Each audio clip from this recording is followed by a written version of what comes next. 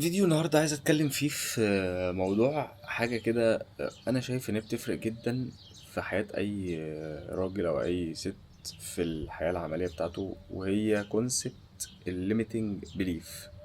بالعربي ان المعتقدات بتاعتك او انت مخك متسيستم لحد فين.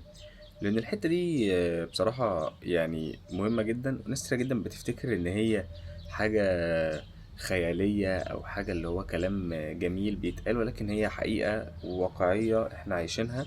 هي حاجة مش ملموسة ما بتشوفهاش، ولكن هي حاجة جوه مخك. ومهما اتكلمنا في قد ايه مخ الانسان معقد جدا جدا جدا، والناس كلها عارف حاجة زي كده، فهشرح لك الموضوع ده يعني. limiting belief عادة بيجي من البيئة اللي انت فيها، اللي انت اتولدت فيها، والناس والحاجات اللي انت شفتها حواليك. عشان كده دايما هتلاقي الليميتنج بليف بتاع كل شخص مختلف عن الليميتنج بليف بتاعك انت، او الليميتنج بليف عامة بتاعت البني ادمين مختلفة عن بعض. ازاي؟ يعني لو انت واحد اتولدت لقيت ان كل الناس اللي حواليك بيعملوا تقريبا 7000 جنيه، 10000 جنيه في الشهر، او الحاجات اللي زي كده، هتلاقي ان انت الليميتنج بليف بتاعك هو الحته دي، ان انت هتدخل زي الناس دي، او انت طموحك ان انت تدخل زي الناس دي. حتى لو انت بتشوف ناس على السوشيال ميديا بيدخلوا ارقام وعايشين حياة تانية والكلام ده كله، انت مش هتبقى مقتنع بيها لان انت مش شايفهم على ارض الواقع. يعني هم مش ناس حواليك ملموسة، لان عادة انت بتصدق في الحاجات اللي حواليك اكتر من الحاجات اللي انت بتشوفها على النت.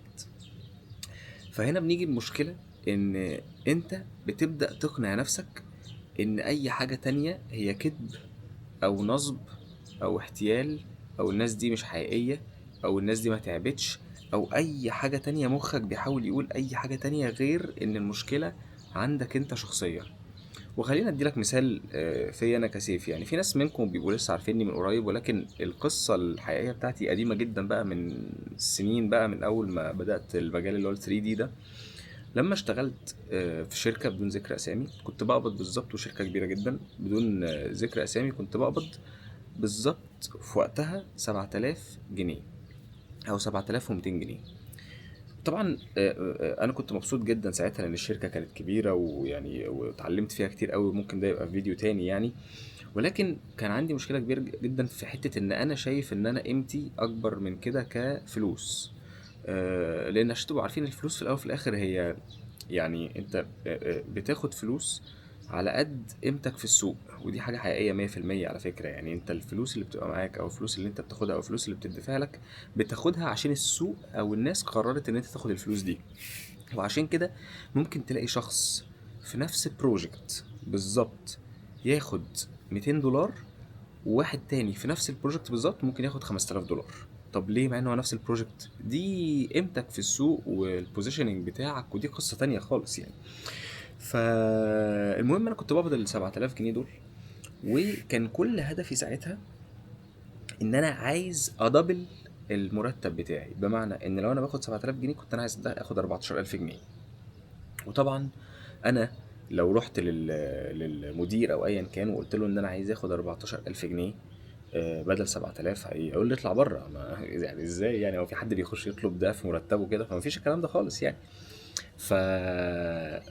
فساعتها قعدت فتحت كده ويب سايت اسمه ميلينوت. ميلينوت ده اللي عارفني عارف ان انا بحب جدا اقعد افكر بالكتابه. فميلينوت ده ويب سايت كده بقعد اكتب عليه. فكتبت كده في النص ازاي ادخل فلوس اكتر. كتبت بقى ان انا انزل على اب وورك، ما كنتش لسه بنزل على اب وورك. كتبت ان انا ابدا اشرح اكتر على اليوتيوب عشان الناس تعرفني فيشتغلوا معايا. كتبت ان انا ابدا انزل على جروبات الفيسبوك. كتبت ان انا ابدا ان انا ابعت مش عارف إيه. قعدت اكتب حاجات كتيره جدا. وبعدها بدات ان انا اشتغل على الحاجات دي. وبالفعل عرفت ان انا ادخل 7000 جنيه زياده. فبدخل في الشهر 14000 جنيه. وعلى فكرة الموضوع مضحك بقى، لان هو لما بتخش اكتر فيه بقى في فترة اب وورك بقى، وانا بقدم على الشغل، اب وورك بيعمل نوتيفيكيشن كده.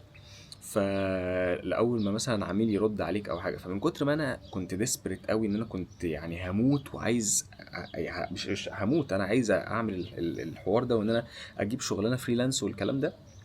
كنت ببقى كل يوم الصبح 24 ساعه فاتح اب وورك بقدم على شغلانات. واول ما عمال يرد عليا ان شاء الله لو بعمل ايه بروح واقف وارد عليه. ففي مره كنت سايق على طريق مصر اسماعيليه في مصر يعني، فالعميل راح رد في طريق المفروض يعني طريق ما تعرفش تقف فيه في العربيه، طريق سريع يعني. اول ما لقيت النوتيفيكيشن رحت موقف العربيه على طول وقعدت ارد عليه ومش عارف ايه وبتاع. فالحاجات دي كلها بتبقى انت بتكسر الليميتنج بليف بتاعك. خليني ارجع لك للنقطه الاولانيه. الليميتنج بليف هو ان انا كنت مقتنع او انا كنت مصدق ان البني ادم ما يقدرش يدخل غير الرقم المرتب اللي هو الراجل قاله لي ده. انا كسرت المعتقد ده بان انا قعدت اقول طب يا عم انا عايز ادخل اكتر، هعمل ايه؟ هعمل واحد، اخدت بالاسباب بقى، هعمل واحد اتنين تلاته اربعه، وبدات ان انا اعمل ده، وبالفعل دخلت ال 14. طب هل سكت؟ لا. الطبيعي في اي بني ادم في الدنيا ان هو بيقول الحمد لله وبيبقى راضي، ولكن الطمع دي حاجه كويسه جدا، ان انت تبقى عايز اكتر، ان انت تبقى طموح، سميها زي ما تسميها بقى، سميها طمع، سميها طموح، سميها ايا كان، ولكن طبع البني ادم ان هو بيبقى عايز اكتر، وان هو شايف ان هو يقدر يروح لحته اعلى. فبدات ان انا اشتغل اكتر واكتر، وبقيت بدل ال 14 بقيت عايز 50، وبدل ال 50 بقيت عايز 100، وبدل ال 100 بقيت عايز 200، وبدل الشغل ده بقيت عايز الشغل ده، وبقيت عايز اكبر هنا وهنا وهنا وهنا. فالحته دي بتخليني دايما افكر في كونسبت ان الناس بدل ما هي تقول ان هي اللي مخها ضيق، لا، بنقول ان الناس التانية هي اللي وحشة. ودي انا بشوفها كتير جدا على فكرة، لان بسبب الكورسات وان احنا بنعلم ناس كتير قوي. يعني في اساس الموضوع اللي برضو ما يعرفنيش، انا بقالي 7 سنين في مجال ال 3D. منهم يعني الاول كورس عملته كان من سنتين، انما قبل كده كنت شغال اللي هو ال 3D يعني. ولكن في السنتين دول، هي مش فترة طويلة، ولكن في السنتين دول يعني كمية الشخصيات والناس اللي شفتها اللي فعلا بتبين لك قد ايه البني ادم من اول يوم هيبان ان هو هينجح او هيبان ان هو هيفشل، مش طبيعية. من اول يوم في واحد ممكن يروح باعت لنا مسج، ده بجد والله المواقف دي حقيقية على فكرة. موضوع ال الكورسات والتعليم والحاجات ده فيه كمية مواقف مسخرة، ممكن نبقى نعمل فيديو تاني، بس في مواقف مضحكة فعلا يعني. فالمهم واحد دخل بعت لنا، بعت للسبورت تيم يعني: مساء الخير، إيه الاخبار؟ انا بستفسر عن كذا كذا كذا. فالتيم اتاخر عليه تقريبا في الرد 10 دقايق حاجه كده. راح بعت لهم قال لهم يعني لما تتاخروا عليا 10 دقايق مش عارف ايه، انا كده حسبي الله ونعم الوكيل، انا كده مش هتعلم ومش عارف ايه، وراح مشي. فجم وروني، قلت لهم ده شخص هو عايز يوجد اسباب لفشله. بمعنى لو حاولت ان انت توجد اسباب لفشلك هتلاقي مليون سبب. انا سقعان، انا دلوقتي وانا قاعد على فكره انا سقعان، الجو ساقع، فمش هصور الفيديو ده. ده هتاخر عليا 10 دقايق، ده مش عارف ايه. في الاول وفي الاخر اللي عايز ينجح بيتشقلب، بيتعلم من والله من تحت الارض. ان شاء الله لو معوش جنيه اصلا ان هو يدفع في اي حاجه، بيخش على اليوتيوب، بيخش يبعت للناس، بيخش مش عارف ايه الكلام ده كله.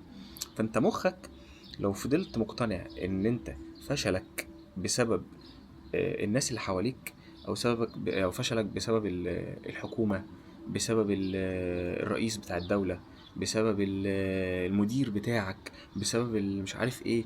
لان انت كل حاجة ممكن تاخدها من منظورين على فكرة يعني. انت اديك مثال بدون ذكر اسماء. انا اتقالت لي بالحرف كده، قالت لي: انت لولا ان انت عيل صغير انا كنت رفدتك دلوقتي حالا. ف انا الكلمه دي ضايقتني جدا يعني، لان انا ما كنتش عيل صغير ساعتها، كنت صغير شويه في السن ولكن مش عيل صغير. فالكلمه دي ضايقتني جدا ساعتها. والله حد تاني ممكن ياخد الكلمه دي ويحبط والكلام ده كله، انا خدتها كبنزين يعني، انا خدتها كاللي هو خلاص انا هوريك العيل الصغير ده يعمل ايه. ويلف على فكرة الدنيا تلف وتدور، والشخص اللي قال الكلمة دي بيجي يتكلم عادي جدا ولا كأنه قالها، وانا مش فاكرها، ومش اللي هو بقى انا هنتقم والكلام ده كله، مفيش، فكك من الجو ده اصلا بتاع الانتقام، واللي هو انا بص انا عملت ايه وبص انا جبت في الاول وفي الاخر كل واحد بيبقى بص على حياته على فكرة يعني.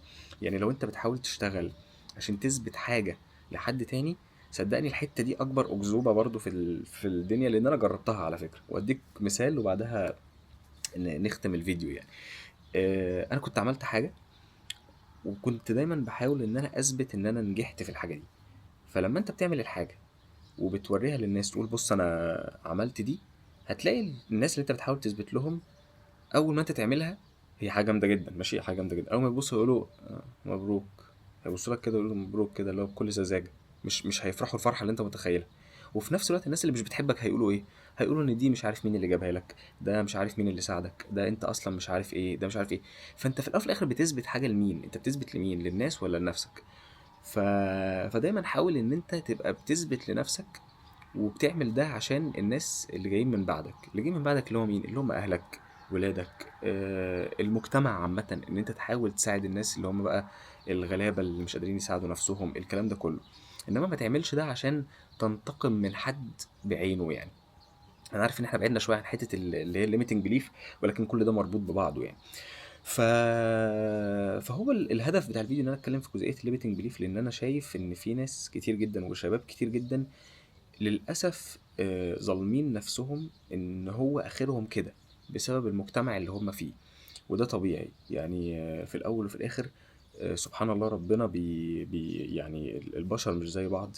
مش كل الناس اتخلقوا في نفس المنطقة. في واحد اتخلق في مستوى متوسط، والمستوى المتوسط ده يعني في رنجات كتير. يعني ممكن تبقى مستوى متوسط فوق، ممكن تبقى مستوى متوسط بالظبط، ممكن تبقى مستوى متوسط تحت، ممكن تبقى تحت خالص فقير، اللي هو اصلا انت معكش ان انت تجيب التليفون. ولكن لو انت واحد ايا كان مكانك فين، كل اللي انا بقوله لك هو ان آه آه، خليك بتحب المجتمع اللي انت فيه، ولكن خليك مصدق ان في شباب بتتعب وهم صغيرين، وبيبذلوا مجهود وبيحطوا الجنيه على الجنيه عشان يقدروا ان هم ينجحوا. وخليك مقتنع ان انت الحتة اللي ربنا حطك فيها انت قدها كده كده 100%. والكلام ده موجه اكتر للشباب الصغير مش للناس الكبيرة يعني اعتقد. ولكن انت قد الحتة اللي ربنا حطك فيها بالمجتمع اللي انت فيه. وهدفك ان انت تخلي حياة الناس اللي بعدك احسن. ده الموضوع ببساطة. وحياة الناس اللي معاك على فكرة اللي هم ابوك وامك واخواتك، ولكن بيبقى اكتر بتعود على الناس اللي بعدك اللي هم هيجوا بعديك، يا يعيشوا نفس العيشة اللي انت عشتها، يا يعيشوا حياة احسن بسببك. فتلاقي بقى مثلا ولادك يفتكروك، احفادهم لما يسألوهم احنا ليه بقينا هنا، فيقولوا ده جده. جده مين؟ جده ما ده ممكن يبقى توفى اللي هو انت، ولكن هتبقى عملت حاجة كل اللي بعديك هيشكروك عليها يعني. فاتمنى ان انتوا تبقوا استفدتوا من الفيديو ده. معرفش انا بتكلم بقالي قد ايه، ولكن انا بحب جدا اتكلم في الحاجات دي على فكرة، لان هي فرقت معايا شخصيا. انا واحد في الاول وفي الاخر، انت ممكن تشوفني دلوقتي ولكن انا في عيلة متوسطة. يعني لو من 0 ل5 احنا الحمد لله يعني. يعني هقول مثلا احنا مثلا 5.5 6. ولكن انا كنت دايما طمعان ان انا حاسس ان انا ممكن ابقى في حتة تانية، حاسس ان انا ممكن اوصل لحتة تانية، حاسس ان انا ممكن اعمل حاجة اللي قبلي ما عملوهاش، او كانوا مقتنعين ان هي كذب. زي مثلا اليوتيوب تشانل دي اللي هي مثلا اللي انت بتتفرج عليها دلوقتي، دي مثلا جابت 100,000 متابع. التشانل دي اصلا لو دورت كنت انا طالع في بودكاست مع منير. ممكن تسرش على البودكاست ده يعني. فمنير ده كان واحد عمل معايا بودكاست لما التشانل بتاعتي كانت 1000 سبسكرايبر. كانت 1000 سبسكرايبر بقى، الكلام ده من 5 سنين، اللي قناة بتشرح بلندر، فدي حاجة أصلا مش طبيعية يعني. وقلت له هنتقابل تاني لما أجيب ال10,000. وجبت ال10,000 وطلعنا بودكاست تاني. وبعدها رحت قايل له لما أجيب بقى ال100,000 هجيلك بقى هنتقابل تاني يعني. راح قايل لي يوبا 100,000، بس صعبة دي، لأن 100,000 متابع على قناة بتشرح 3D دي ما حصلتش قبل كده خالص، ما حصلتش قبل كده في الوطن العربي خالص. والحمد لله أنا جبتها. و... والقناة دي هي أول قناة في الوطن العربي تجيب 100,000 متابع لقناة بتشرح 3D، يعني بتشرح التخصص 3D. فده يعتبر ليميتنج بليف ان دي حاجه ما حصلتش قبل كده. هل ينفع نعملها؟ اما انا مقتنع ان انا هعملها. هي ولا حاجه عيب ولا حاجه حرام ولا حاجه ما تسيبني اجرب ان انا اعملها. وعملتها وجبتها خلاص. فبتبدا هي هنا بقى، خد بالك بقى الحته دي، بس هقول بس الحته دي. هنا بنبدا نرجع لحته بقى الثقه بقى. هنا بتبدا ان انت يبقى عندك ثقه في نفسك، لان الثقه ما بتجيش ان انت تفضل تقول انا عندي ثقه في نفسي انا قدها مش عارف ايه. لا، ما بتجيش كده. بتيجي ان انت بتنجح نجاحات صغيره، فبتكون الثقة. والنجاحات الصغيرة دي بتبقى عاملة زي ايه؟ حبة رمل كده، رمل رمل، بتروح مكونة جبل من الثقة. فتلاقي نفسك بعد كده بتخش في حاجات أصعب مليون مرة وانت عندك ثقة، بسبب ان هي بنت حاجات صغيرة جدا زي اللي انا كنت بكلمك عليها.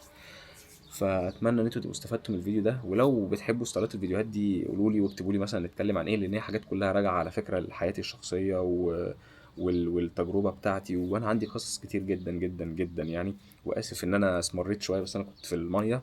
فاشوفكم الفيديو اللي جاي، وشكرا.